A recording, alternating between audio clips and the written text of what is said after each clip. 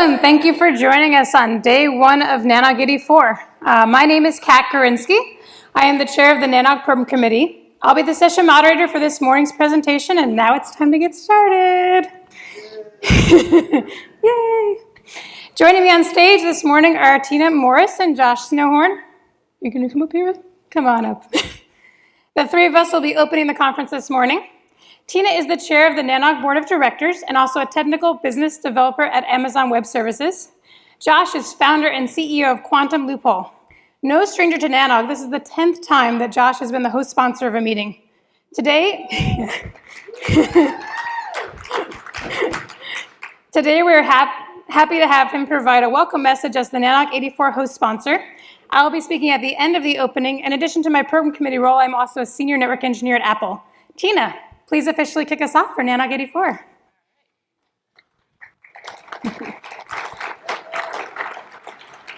Welcome, everybody.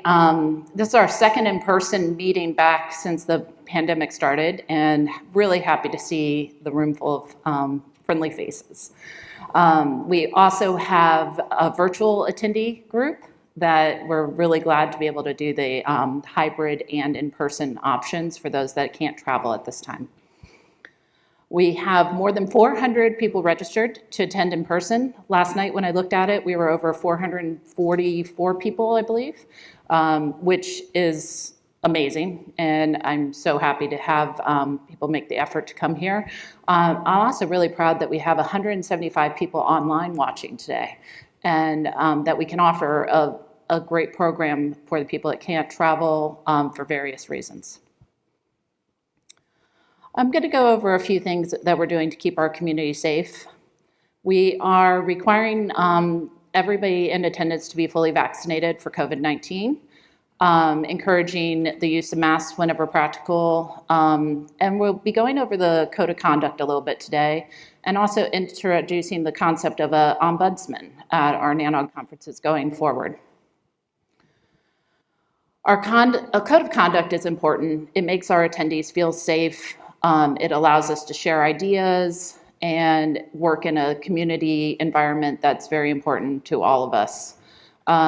We do not allow aggressively pushing your services, distribution of alcohol other than sponsored events for legal reasons, audio and video recordings of the sessions where recordings are not permitted. In those cases, that's because the speaker has requested as such, or engaging in any illegal activity, obviously. Offensive verbal comments, sexual orientation, gender identity, any comments regarding those things are not acceptable.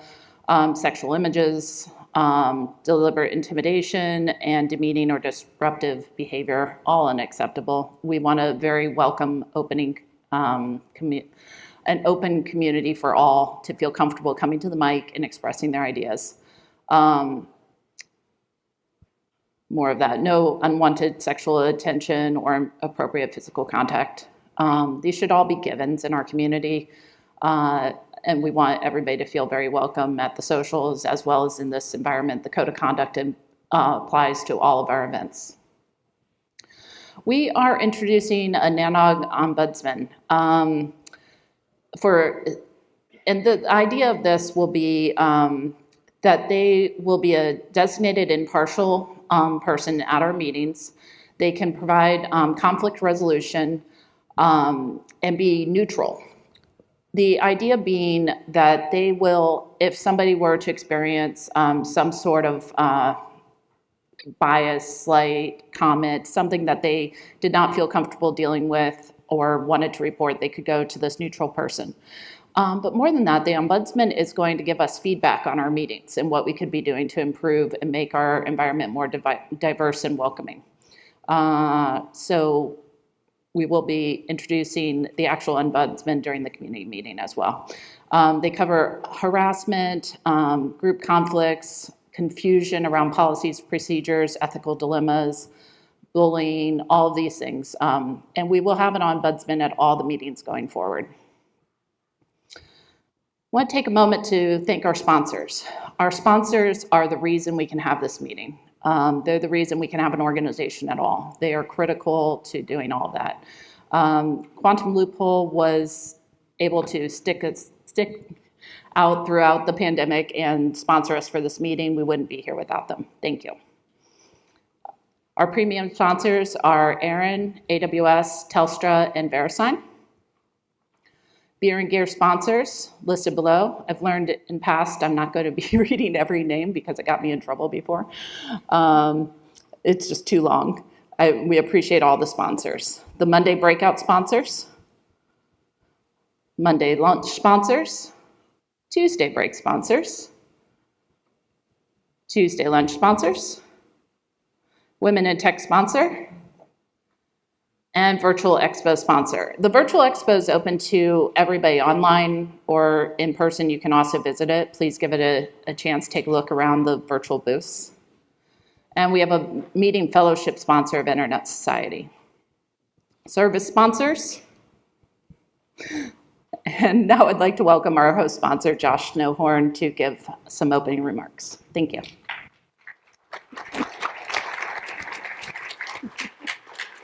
Hi, guys. So welcome to Austin. This is my hometown, so I got to drive about 10 minutes down, 15 minutes down to come here and stay in a hotel, which is great.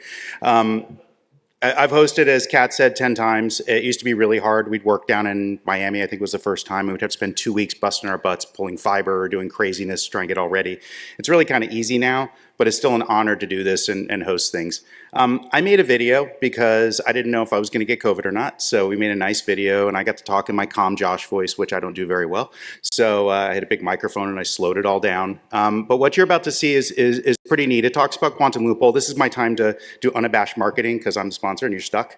Code of conduct aside, you get the video. I will give you one little caveat. What you're about to see and talk about on our campus is pretty neat, but to equate the amount of power we're bringing to the site, it's 3,000 megawatts. That's equal to all of the energy produced on a daily basis in the city of Austin. So this is the 10th biggest city in the US, all the energy on a daily basis. That's how big our single campus is. But guys, it's movie time. Everybody pay attention. You get to watch a movie. Greetings and welcome everybody to NANOG in Austin, Texas. I'm proud to be the host of NANOG for more than 10% of all NANOGs that have ever existed, and with multiple companies, truly being a benefit to the ecosystem that we give back to every day. Thank you for attending. It's really a good thing that we can do this together. Telling everybody about Quantum Loophole is, I'm sure, important to you, and I'm sure you have a lot of questions about what we're doing. Quantum Loophole is really a provider of the elements of the data center business. We sell land to support data center infrastructure and services. A hyperscaler or a multi-tenant company could come along, or even an enterprise or government entity could come along and acquire a piece of land on our campus up in Frederick, Maryland, which is located just 20 miles from the Ashburn ecosystem. I think we all kind of agree the center of interconnection for our community in North America. We will occasionally build a powered shell if somebody really wants it, but to clear, we are not in the multi-tenant data center business. We don't build buildings and operate data centers. That's really for others to do. We provide those elements, the pieces that people really need. Energy services are essential to what people do in our business and on our campus. Being a former Alcoa aluminum smelter, this site has access to massive transmission scale power. We believe at full scale, we'll be able to do up to 3,000 megawatts on the campus.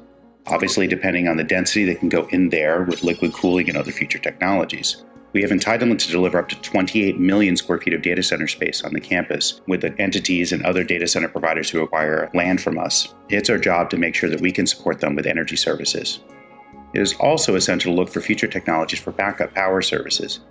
Diesel generators at the scale of what we're doing and what we're building really aren't tenable. Moving away from fossil fuels and being in transmission scale power allows us to work towards a future technology for battery storage or even compressed air energy storage or pumped hydro and other variations of that. That means we can start really focusing on the future of the internet and being completely sustainable. Another large thing that Quantum Loophole does is water services. We have up to 7 million gallons of gray water that runs adjacent to our campus on a daily basis. This is treated sewage water that dumps into the Potomac River every day. As population growth will continue in the area, that will grow to over 11 million gallons a day. That means we have access to cooling water that is recycled instead of using traditional drinking water from a farm or irrigation water. we can actually use treated gray water that would simply go out to the river and use that to cool the data centers, and also in dealing with future liquid technologies and other things like that. It is a huge advantage and a benefit for sustainability goals that the industry has. One of the largest things we're doing, and something that is completely different in our industry, is building the largest fiber backbone that has ever been created.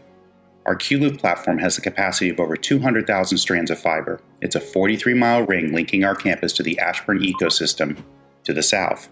We crossed the Potomac River twice. Those river crossings are getting underway, and construction will start around the April 2022 timeframe. Very large, very deep borings that cross the river. Our entire ring is built to Milcom standards with a depth of at least 56 inches.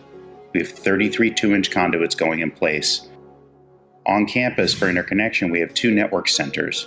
We'll be doing Telecent automated robotic cross-connects. Those cross-connects will be able to be delivered in 2 minutes without a human being touching it. Even more exciting is that those Telecent machines can be located in various buildings throughout the Ashburn or Data Center Alley area and linked into our campus. We could simultaneously do a cross-connect, let's say across 20 different interconnected buildings, using these machines, and it would only take 2 minutes. You have 1,000 cross-connects with some variability on batching, and you're talking about 2,000 minutes to deliver those without a human being ever touching them. All done simultaneously without truck rolls. Very exciting and a big change for our industry. On our campus, we have multiple distribution rings going back to the network centers to the point where 120 conduits are coming up in a single point into the network centers. Each of these network center campuses are over 5 acres and will facilitate mass-scale interconnection for folks on the campus. We also distribute water, sewage, potable water, and non-potable water, non-potable being the gray water that I mentioned before, and power distribution via the multiple substations on the campus. True innovation and change, bringing scale and planning for the next 10 to 15 years for the data center industry. This is the first campus Quantum Loophole's doing. You can look for us in markets like Dallas, Chicago, Silicon Valley, and all these campuses will be 1,000-acre plus as we continue into the future. Anyway, thank you everybody, and enjoy yourselves at NANOG. I hope you have a great time.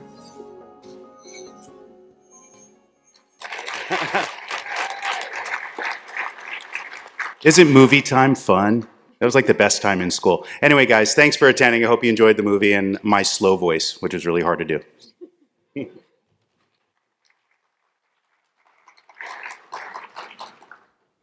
And now for a brief program overview.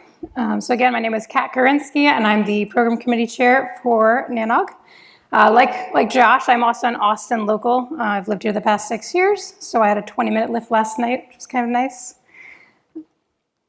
So this NANOG, we have 20 peer-reviewed presentations, including our keynotes. There are currently 26 members on the NANOG program committee.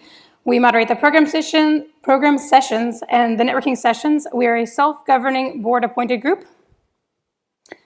Here's the list of all of our program committee members. Since it is 26 long, I'll give you a brief moment to skim through that. If we have any program committee members in the room, can you please stand or raise your hand real quick? Quick wave. There we go.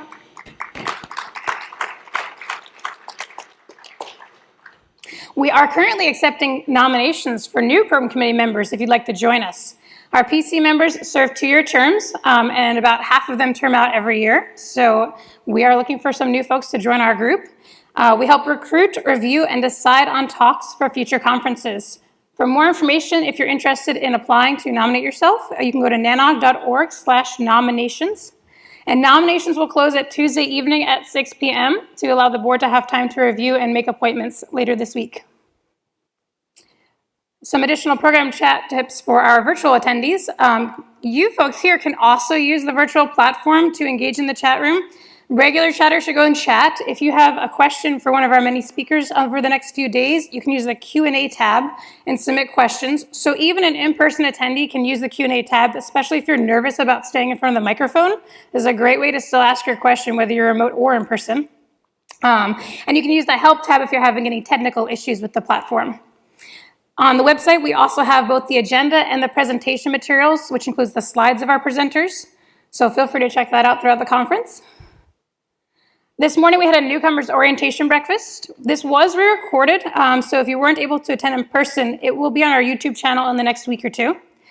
We have a Women in Tech lunch tomorrow, which is open to all, not just women. I always remind everybody of this because every time somebody says they didn't know they couldn't go and they weren't a woman, everybody can come. Please join us on Tuesday for the Women in Tech lunch. And if you're virtual, there will be a Zoom session that you can join for that as well. Wednesday lunch will be on your own. And if you're attending virtually during the lunches, we will be streaming the Internet Innovator interviews during those lunch hours for you to watch. We are doing lightning talks again. We did not do these in Minneapolis, and then we obviously did not do them during the virtual conferences. So this is the first time that lightning talks are back in the last couple of years. So if you have a brief 10-minute lightning talk you'd like to present, please submit those abstracts no later than 3:30 on Tuesday, Central Time. Those are for in-person, so this is one of those where we will not be doing a virtual for that, because you'll need to be able to come up on stage on Wednesday afternoon. The PC will send out notifications by 6 p.m. on Tuesday if you're accepted for your lightning talk. And if you can please make sure your profiles have cell phone numbers, it's a lot faster for us to notify you by text than waiting for you to check your email. Because if you're chosen, your slides are due by noon on Wednesday. So you have a half day there to get your slides together if you're going to do a lightning talk. And then again, those will occur Wednesday from 5:15 to 5:45 p.m. right before the close of the conference. And then another reminder, our call for presentations are always open. So not just for the next NANOG, but you can actually submit for up to 2 or 3 NANOGs from now.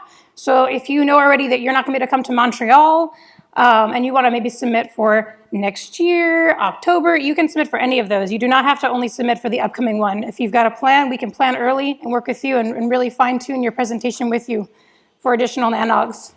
And then again, our feedback on the surveys is so important, especially as we get back to doing in-person conferences, but while still keeping this virtual component alive. We really want to make sure that we're giving the best experience to both types of attendees. So please, I read all of these at the end, and so does the rest of the PC. Please submit the surveys every day if you have the time. It really helps us improve everything going forward. Surveys can be found at nanog.org/surveys. There is a daily survey each day for Monday, Tuesday, and Wednesday. There's also a hackathon survey if you're involved in that. And the surveys remain open until the close on Friday, February 18th. So you have a few days after you leave here to finish those. And please enjoy our program.